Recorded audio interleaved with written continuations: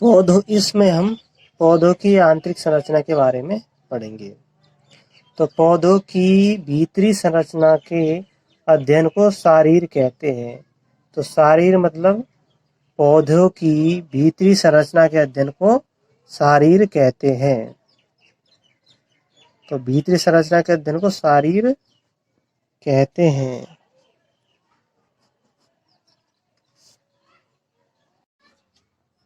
ऊतक ऊतक कोशिकाओं का एक समूह है जिसकी उत्पत्ति एक ही होती है, उद्भव एक ही होता है और उनके ऊतक और ऊतकों के कार्य समान होते हैं। ऊतक कोशिकाओं कार्य समान होते हैं। ऊतकों को हम दो भागों में बांट सकते हैं। ऊतक की कोशिकाओं के विभाजित होने और नहीं होने के आधार पर। ऊतक की जो कोशिकाएं विभाजित होती है उनको विभज्योतकी कहते हैं, यानी कि मेरिस्टेमी। और जो कोशिकाएं विभाजित नहीं होती उन ऊतकों को स्थायी ऊतक कहते हैं। अब हम देखेंगे मेरिस्टेमिक ऊतक। पौधों में वृद्धि मुख्यतः सक्रिय कोशिका विभाजन वाले विशिष्ट क्षेत्रों तक ही सीमित होती है। इस क्षेत्र को हम मेरिस्टेमिक क्षेत्र कहते हैं। और मेरिस्टेमिक ग्रीक भाषा में मेरिस्टो को विभाजित करना कहते हैं। पौधों में विभाजन के प्रकार के पौधों में विभिन्न प्रकार के मेरिस्टेम होते हैं। जो मेरिस्टेम मूल तथा तने के शीर्ष पर होते हैं वह प्राथमिक ऊतक बनाते हैं, यानी कि मूल और तने के शीर्ष पर पाए जाने वाले मेरिस्टेम को प्राथमिक मेरिस्टेम कहते हैं और ये प्राथमिक ऊतक बनाते हैं। उन्हें शीर्षस्थ मेरिस्टेम कहते हैं। मूल शीर्षस्थ मेरिस्टेम मूल की चोटी पर होता है तथा तने की शीर्ष पर मेरिस्टेम तने की चोटी पर होता है।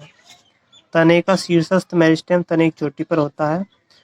पत्तियां बनने तथा तने की लंबाई के समय कुछ कोशिकाएं प्ररोह शीर्षस्थ मेरिस्टेम के पीछे छूट जाती है। उन्हें कक्षीय कली कहते हैं। ऐसी कलियां पत्ती के कक्ष में स्थित होती है। इन कलियों से शाखा अथवा फूल बनते हैं। जब मेरिस्टेम स्थायी ऊतकों के बीच में होता है तब उसे अंतर्वेशी मेरिस्टेम कहते हैं। अंतर्वेशी मेरिस्टेम वो होता है जब मेरिस्टेम स्थायी ऊतकों के बीच में होता है। घास में और शाकाहारियों और यह मेरिस्टेम अंतर्वेशी मेरिस्टेम घास में पाया जाता है। जब इन घासों को शाकाहारियों द्वारा खाया जाता है तो ये पुनर्जीवित हो जाते हैं। शीर्षस्थ मेरिस्टेम तथा अंतर्वेशी मेरिस्टेम दोनों ही प्राथमिक मेरिस्टेम होते हैं, यानी शीर्षस्थ मेरिस्टेम और अंतर्वेशी मेरिस्टेम दोनों ही मेरिस्टेम प्राथमिक मेरिस्टेम होते हैं, क्योंकि वे पौधों की प्राथमिक अवस्था में ही आ जाते हैं। क्योंकि ये पौधे की प्राथमिक अवस्था में आते हैं इसलिए इनको प्राथमिक मेरिस्टेम कहते हैं। प्राथमिक या पूर्ववर्ती पादप बनाने में सहायक होते हैं। मेरिस्टेम जो बहुत से पौधों की मूल तथा प्ररोह के परिपक्व क्षेत्र में होते हैं, विशेष रूप से ये काष्ठीय कक्ष बनाते हैं और प्राथमिक मेरिस्टेम के बाद उत्पन्न होते हैं। यानी कि प्राथमिक मेरिस्टेम के बाद में उत्पन्न होते हैं, उन्हें हम द्वितीयक अथवा पार्श्वीय मेरिस्टेम कहते हैं। जो प्राथमिक मेरिस्टेम के बाद उत्पन्न होते हैं उन्हें हम द्वितीयक अथवा पार्श्वीय मेरिस्टेम कहते हैं। जो मेरिस्टेम मूल तथा प्ररोह के परिपक्वन क्षेत्र में बनते हैं, जो पौधे की मूल तथा प्ररोह के परिपक्वन क्षेत्र में बनते हैं, ऐसे मेरिस्टेम को हम द्वितीयक अथवा पार्श्वीय मेरिस्टेम कहते हैं। ये सिलेंडर के आकार के मेरिस्टेम होते हैं और ये कहाँ कहाँ पाए जाते हैं? पूलीय कैम्बियम, अंतरापूलीय कैम्बियम तथा कॉर्ग कैम्बियम, ये पार्श्विक कैम्बियम के उदाहरण हैं। अब हम देखते हैं प्राथमिक तथा द्वितीयक दोनों मेरिस्टेम में कोशिका विभाजन के बाद नई कोशिकाएं बनती है जो रचनात्मक एवं क्रियात्मक रूप से विशिष्ट होती है और उनमें जनन की क्षमता नहीं होती, यानी विभाजन की क्षमता नहीं होती। यानी प्राथमिक तथा द्वितीयक मेरिस्टेम से जो नई कोशिकाएं बनती हैं वो रचना एवं क्रियात्मक रूप से विशिष्ट हो जाती है और उनमें विभाजन की क्षमता नहीं होती। ऐसी कोशिकाओं को स्थायी अथवा परिपक्व कोशिकाएं कहते हैं और ये कोशिकाएं स्थायी ऊतक बनाती है। पौधे की प्रारंभिक काय बनने के समय शीर्षस्थ मेरिस्टेम के विशिष्ट क्षेत्रों से त्वचीय ऊतक, भरण ऊतक तथा संवहन ऊतक बनते हैं। तो शीर्षस्थ मेरिस्टेम से क्या क्या बनते हैं? त्वचीय ऊतक, भरण ऊतक और संवहन ऊतक। तो 3 ऊतक है, त्वचा ऊतक, भरण ऊतक और संवहन ऊतक। इनका निर्माण शीर्षस्थ मेरिस्टेम से होता है जब पौधे की प्रारंभिक काय बनती है। तो ये था हमारा मेरिस्टेमिक ऊतक। अब इसके बाद में हम अगला ऊतक पढ़ेंगे, हम स्थायी ऊतक।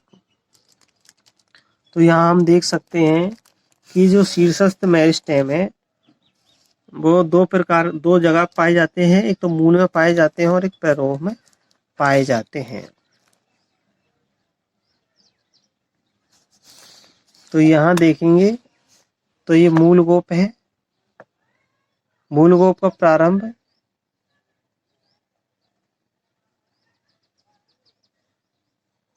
सिलेंडर का प्रारंभ है, यानी कि ये जो द्वितीयक ऊतक है पार्श्व ऊतक है। मूल शीर्ष मेरिस्टेम है।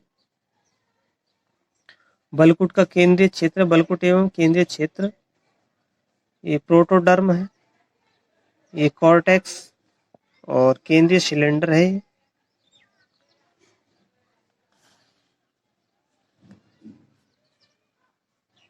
तो यहाँ हम चित्र में देख सकते हैं कि ये मूल शीर्ष का चित्र है। इसमें ये मूल शीर्ष मेरिस्टेम है, विभजोतक है और मूल शीर्ष से कुछ मिलीमीटर आगे यानी कि मूल गोप होता है, ये मूल गोप है। अब मेरिस्टेम के पीछे कोशिकाएं विभाजित होती जाती हैं और ऊतकों में परिवर्तित हो जाती है। तो 3 प्रकार के ऊतकों का निर्माण होता है। सबसे बाहर पेरिडर्म, यानी कि इसको बोलते हैं हम त्वचीय ऊतक का निर्माण होता है। फिर उसके बाद में कॉर्टेक्स का निर्माण होता है, बलकुट का भी निर्माण होता है। फिर केंद्र में यानी कि जो संवहन ऊतक का निर्माण होता है जिसको केंद्रीय सिलेंडर कहते हैं। तो इस तरह से जो मूल शीर्षस्थ मेरिस्टेम से तीनों प्रकार के ऊतकों का निर्माण हो जाता है, त्वचा, बलकुट। अब हम प्ररोह शीर्ष में देखते हैं प्ररोह शीर्ष में क्या क्या है। तो प्ररोह शीर्ष में है ये शीर्षस्थ विभजोतक है और शीर्षस्थ विभजोतक के साइड में है ये पत्ती आद्धक है और ये हरे रंग का है संवहन ऊतक है जो विभेदित हो जाता है और संवहन ऊतक में परिवर्तित हो गया है। ये कक्षस्थ कलिका है जिससे शाखाएं और पुष्प बनते हैं। तो ये था हमारा प्ररोह शीर्ष का चित्र और ये मूल शीर्ष का चित्र था। अब हम इसके बाद में स्थायी ऊतक के बारे में अध्ययन करेंगे।